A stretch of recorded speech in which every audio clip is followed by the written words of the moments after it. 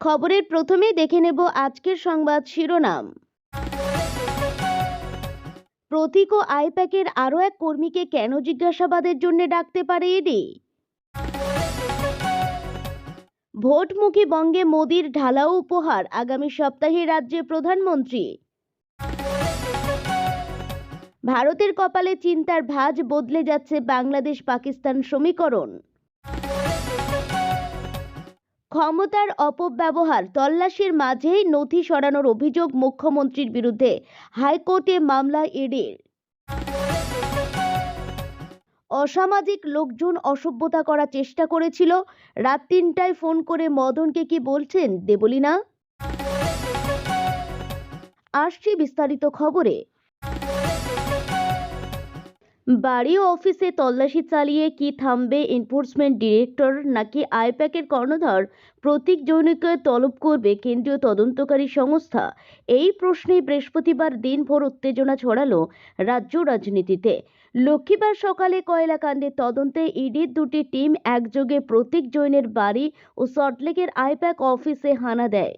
খবর ছড়াতে প্রথমে সেখানে পৌঁছান কলকাতার নগরপাল মনোজ ভার্মা।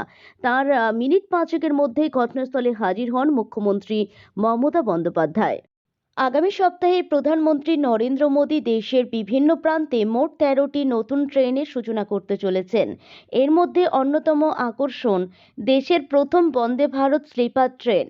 রেল সূত্রে জানা গেছে, এই ১৩টির মধ্যে 10টি ট্রেনের সূচনা হবে ভোটমুখী পশ্চিমবঙ্গে এবং বাকি 3টি চালু হবে অসম থেকে, যেখানে শীঘ্রই বিধানসভা নির্বাচন অনুষ্ঠিত হতে চলেছে। আগামী 17ই জানুয়ারি প্রধানমন্ত্রী হাওড়া থেকে গুয়াহাটি পর্যন্ত বন্দে ভারত স্লিপার ট্রেনের সূচনা করবেন। একই দিনে মালদা থেকে 6টি অমৃত ভারত ট্রেনেরও সূচনা করবেন তিনি। মালদায় একটি জনসভাতেও ভাষণ দেওয়ার কথা রয়েছে প্রধানমন্ত্রীর। পরের দিন অর্থাৎ 18ই জানুয়ারি অসম থেকে 2টি অমৃত ভারত ট্রেন এবং পশ্চিমবঙ্গ থেকে আরও 3টি অমৃত ভারত ট্রেনের সূচনা করার কর্মসূচি রয়েছে তাঁর।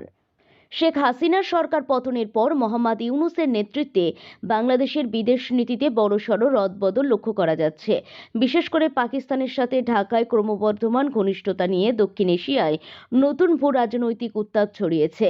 দীর্ঘ 1 দশক পর ঢাকা করাচি সরাসরি বিমান চলাচল শুরু এবং পাকিস্তান থেকে JF-17 থান্ডার যুদ্ধবিমান কেনার সম্ভাব্য আগ্রহ দুই দেশের উষ্ণ সম্পর্কের ইঙ্গিত দিচ্ছে। এছাড়া সম্প্রতি পাকিস্তানের কার্গো জাহাজ সরাসরি বাংলাদেশের বন্দরে নোঙর করায় বাণিজ্যেও নতুন দিগন্ত উন্মোচিত হয়েছে। এই দ্রুত পরিবর্তনশীল পরিস্থিতিতে ভারত বেশ উদ্বিগ্ন। দিল্লির আশঙ্কা, পাকিস্তান পুনরায় বাংলাদেশের উপর কৌশলগত নিয়ন্ত্রণ প্রতিষ্ঠার চেষ্টা করছে। প্রতিরক্ষা ক্ষেত্রে সামরিক সরঞ্জাম কেনাবেচা এবং উচ্চ পর্যায়ের কূটনৈতিক সফর বৃদ্ধি পাওয়ায় সীমান্ত নিরাপত্তা নিয়ে সতর্ক অবস্থানে রয়েছে ভারত। বিশ্লেষকদের মতে আগামী কয়েক মাস বাংলাদেশের পররাষ্ট্রমন্ত্রীর গতি প্রকৃতি নির্ধারণে অত্যন্ত গুরুত্বপূর্ণ হবে। আপাতত ভারতের জন্য পরিস্থিতি পর্যবেক্ষণ করে পরবর্তী পদক্ষেপ গ্রহণ করাই হবে প্রধান চ্যালেঞ্জ। ক্ষমতার অপব্যবহার, তল্লাশির মাঝে নথি সরানোর অভিযোগ মুখ্যমন্ত্রীর বিরুদ্ধে, হাইকোর্টের মামলা ইডির। আইপিএস এর কর্ণধার প্রতীক জৈনের বাড়িতে তল্লাশির মধ্যেই মুখ্যমন্ত্রী মমতা বন্দ্যোপাধ্যায়ের উপস্থিতি ঘিরে এবার কলকাতা হাইকোর্টের দ্বারস্থ হল এনফোর্সমেন্ট ডিরেক্টর। কেন্দ্রীয় সংস্থার অভিযোগ যে সাংবিধানিক পদের অপব্যবহার করে তল্লাশির সময় গুরুত্বপূর্ণ নথি এবং ডিজিটাল তথ্য প্রমাণ সরিয়ে নেওয়া হয়েছে। এই অভিযোগের ভিত্তিতে মামলা দায়ের করতে গিয়ে হাইকোর্টের বিচারপতি শুভ্রা ঘোষের দৃষ্টি আকর্ষণ করে ইডি। আদালত সেই আবেদন গ্রহণ করেছে। জানা গেছে যে আগামী শুক্রবার এই মামলার শুনানি হতে পারে। ঘটনার সূত্রপাত এদিন সকালে দিল্লির একটি আর্থিক প্রতারণা মামলার সূত্র ধরে আইপিএস এর কর্ণধার প্রতীক জৈনের অফিস এবং লাউডন স্ট্রিটের বাড়িতে হানা দেয় ইডি। তল্লাশি শুরু হওয়ার কিছুক্ষণের মধ্যেই সেখানে পৌঁছে যান কলকাতার পুলিশ কমিশনার মনোজ ভার্মা। আর ঠিক তার পরেই ঘটে এক নজিরবিহীন ঘটনা। ইডি আধিকারিকরা যখন প্রতীক জৈনের বাড়ির ভেতরে নথিপত্র খতিয়ে দেখছেন, ঠিক সেই সময় আচমকাই সেখানে মুখ্যমন্ত্রী মমতা বন্দ্যোপাধ্যায় হাজির হন। তড়িঘড়ি করে বাড়ির ভেতরে ঢুকে পড়েন তিনি। রাজনৈতিক মহলের মতে কেন্দ্রীয় এজেন্সির তল্লাশির সময় মুখ্যমন্ত্রীর সরাসরি ঘটনাস্থলে পৌঁছানোর ঘটনা এই রাজ্যে আগে কখনো দেখা যায়নি। প্রায় 15 মিনিট ধরে প্রতীক জৈনের বাড়িতে ছিলেন মুখ্যমন্ত্রী। ঢোকার সময় তার হাতে কিছুই ছিল না, কিন্তু বেরোনোর সময় তার হাতে দেখা যায় একটি সবুজ ফাইল। বাড়ি থেকে বেরোনোর পর মুখ্যমন্ত্রী স্পষ্টই ক্ষুব্ধ ছিলেন। সাংবাদিকদের মুখোমুখি হয়ে তিনি অভিযোগ করেন যে ইডি আসলে তার দলের গুরুত্বপূর্ণ তথ্য হাতিয়ে নিতে চাইছিল। মমতার দাবি যে প্রতীক জৈন দলের আইটি এবং পরিকল্পনার সঙ্গে যুক্ত। তার বাড়ি থেকে হার্ড ডিস্ক, প্রার্থীদের তালিকা, দলের কৌশল এবং স্ট্র্যাটেজি সংগ্রহ করার চেষ্টা করা হয়েছে। কেন্দ্রীয় সংস্থার এই অভিযানের পেছনে বিজেপির রাজনৈতিক উদ্দেশ্য রয়েছে বলেও দাবি করেন তিনি। তবে মুখ্যমন্ত্রীর এই অভিযোগের পাল্টা ব্যাখ্যা দেয় ইডি। কেন্দ্রীয় সংস্থার বিভিন্ন সূত্র মারফত জানানো হয় যে সম্পূর্ণ তথ্য প্রমাণের ভিত্তিতেই এই তল্লাশি অভিযান চালানো হচ্ছিল। ইডির দাবি যে এটি বেআইনি কয়লা পাচার সংক্রান্ত একটি মামলার তদন্ত। সেই মামলায় পশ্চিমবঙ্গে 6টি এবং দিল্লির 4টি জায়গা মিলিয়ে মোট 10টি স্থানে তল্লাশি চলছিল। ইডির অভিযোগ অনুসারে তল্লাশির সময় সাংবিধানিক পদের প্রভাব খাটিয়ে 2টি জায়গা থেকে গুরুত্বপূর্ণ নথি এবং ডিজিটাল তথ্য প্রমাণ জোর করে সরিয়ে নেওয়া হয়েছে। সেই কারণে আদালতের দ্বারস্থ হওয়ার সিদ্ধান্ত নিতে হয়। এই ঘটনার প্রেক্ষিতে একটি লিখিত বিবৃতি প্রকাশ করে ইডি। সেখানে বলা হয়েছে যে আর্থিক তছরূপ প্রতিরোধ আইনের অধীনে বেআইনি কয়লা পাচার মামলায় এই তল্লাশি চলছিল। বিবৃতিতে ইডি দাবি করেছেন যে অনুপ মাঝি নামের এক ব্যক্তি এই কয়লা পাচার চক্র চালাতেন এবং পশ্চিমবঙ্গের বিভিন্ন এলাকা থেকে কয়লা চুরি করে বেআইনিভাবে সেগুলি বাইরে পাঠানো হতো। ইডির বক্তব্য অনুযায়ী তল্লাশি শান্তিপূর্ণভাবেই চলছিল, কিন্তু সেই সময় হঠাৎ করে মুখ্যমন্ত্রী প্রশাসনিক আধিকারিক এবং পুলিশ আধিকারিকদের নিয়ে সেখানে উপস্থিত হন। তারপর জোর করে নথি এবং ডিজিটাল তথ্য প্রমাণ নিয়ে চলে যান। এই ঘটনার জেরে রাজ্য এবং কেন্দ্রের সংঘাত আরও তীব্র হয়েছে বলে মনে করছেন রাজনৈতিক মহল। আদালতের রায় কোন দিকে যায়, এখন সেদিকেই তাকিয়ে রাজ্যের রাজনৈতিক শিবির।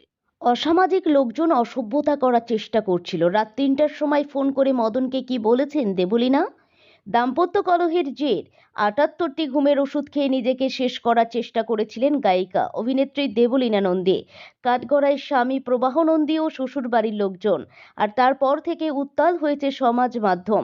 বর্তমানে হাসপাতালে ভর্তি রয়েছেন গায়িকা, আর তাঁকে দেখতে গিয়েছেন কামারহাটি তৃণমূল বিধায়ক মদন মিত্র। দেবলীনা সুস্থ রয়েছেন বলে জানিয়েছেন তিনি। পাশাপাশি যারা তাকে নিয়ে ট্রোল করছে তাদের উদ্দেশ্যে বার্তা দিয়েছেন তিনি। কামারহাটির বিধায়ক জানিয়েছেন দেবলীনা তাঁর পূর্ব পরিচিত। এর আগে গায়িকা সমস্যায় পড়েছিলেন, সেই সময় মদন মিত্রকে ফোন করেছিলেন তিনি। তৃণমূল বিধায়ক একটি সংবাদ মাধ্যমকে দেওয়া সাক্ষাৎকারে বলেন, এই মেয়েটিকে আমি চিনি। কয়েকদিন আগে বনগাঁয় গিয়েছিল অনুষ্ঠান করতে, তখন খুব সিরিয়াস প্রবলেম হয়। কিছু অসামাজিক লোকজন অসভ্যতা করার চেষ্টা করেছিল। রাত 3টায় আমাকে ফোন করে, যাক সেটা মিটে গেছে। এই মেলে এমপিরা সাহায্য করে। বিধায়ক এও জানিয়েছেন যে চিকিৎসক তাঁকে দেখেন, সেই একই ডাক্তার দেখছেন অতনুকে। তিনি বলেন, অতনু পাল আমারও ডাক্তার, সেই ওকে দেখছে। মেন্টাল চাপ নিতে বারণ করেছে, খুব বেশি মোবাইল ঘাঁটতে বারণ করেছে। গান হয়তো গেয়ে দিতে পারবে, কিন্তু মানসিক উন্নতিটা দরকার। চিকিৎসার ব্যাপারে কথা হয়েছে, আমি ওকে বলেছি সুস্থ হয়ে কামারহাটিতে আগে অনুষ্ঠান করতে। দেবলীনা ঘুমের ওষুধ খাওয়ার পর প্রচুর মানুষ যেমন তার পাশে দাঁড়িয়েছেন, তেমনি কিছু মানুষের ট্রোলের শিকার হচ্ছেন তিনি। বারবার প্রশ্ন উঠছে দেবলীনার এতগুলি ঘুমের ওষুধ খাওয়া নিয়ে। এই নিয়ে কড়া জবাব দিলেন মদন। বললেন, কিছু যদি ট্রোলিংয়ের লোকজন না থাকতো, এত বড় পৃথিবী কিছু জন্তু থাকবে না। আমায় নিয়ে করলে খুশি হতো টিআরপি। আমি ট্রোলিংয়ের উপরই দাঁড়িয়ে। Madan Mitra subject of trolling. যত করবে তত মানুষ কাছে গ্রহণযোগ্যতা বাড়বে।